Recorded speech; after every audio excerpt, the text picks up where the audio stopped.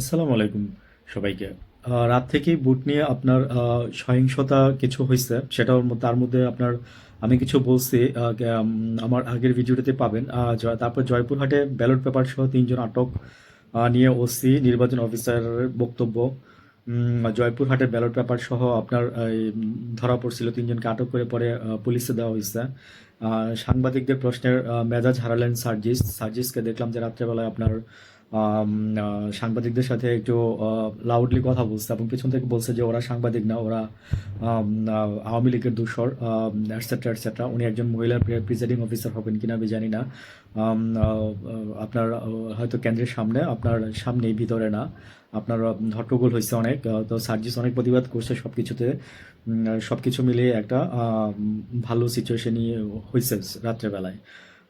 সাংবাদিকদের প্রশ্নে মেজাজ হারালেন সার্জিস। এটা তো বলছি যে আমাদের আমিরের কাছে ৭৪ লক্ষ না, নেতার ৮০ লক্ষ টাকা নির্বাচনের কেন্দ্র দখল, এই ধরনের একটা নিউজ। আরেকটা জামাতের আমিরের কাছে ৭৪ লক্ষ, বিএনপি নেতার কাছে ৮০ লক্ষ টাকা পাইছে নির্বাচনের আগেই। এটা আপনার যমুনা টিভিতে প্রচার করা হয়েছে। পরে শুনছি যে যমুনা টিভি এটাকে আবার চাপে পড়ে আপনার ১৫ লাখ টাকা পাইছে এরকম দেখানো হয়েছে।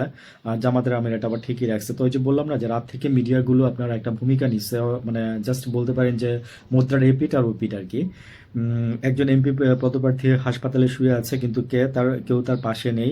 এটা জামাতের যে এমপি প্রার্থী ছিলেন ওনার কথা বলছিল। তো এটা আমরা জানি আগের ঘটনা। মধ্যরাতে সিলেটে সেনা অভিযানে কি ভয়ঙ্কর জিনিস উদ্ধার হলো। সেনা অভিযানে আপনার যেটা উদ্ধার হয়েছে সেটা হচ্ছে আপনার বাস উদ্ধার হয়েছে। এটাকে আপনার ভয়ঙ্কর ঘটনা বলা হয়েছে। তো মিডিয়া দেখেন মানে যে কি করতেছে আর কি। আমি জাস্ট এই জিনিসগুলো একটু তুলে ধরলাম। ফোকাস আমার এখানেই। রাতারাতি বলতে পারেন যে মিডিয়া একটা সাফলিং হয়ে গেছে। আর এদিক দিয়ে বললাম না যে মানুষের অন্তর্দৃষ্টি খুলে গেছে, আর এদিক দিয়ে মনে করেন যে জামাতের জোয়ার বইতেছে। তো আই ডোন্ট নো যে তারা এগুলো কেন করতেছে। আওয়ামী লীগ স্টাইলে ভোট কেন্দ্র দখল করতে গিয়ে বিএনপি নেতাকর্মী গ্রেফতার। আওয়ামী লীগ স্টাইলে বিএনপি নেতাকর্মী ভোট দেওয়া শেষে ক্ষোভ প্রকাশ করলেন জামায়াতের আমির।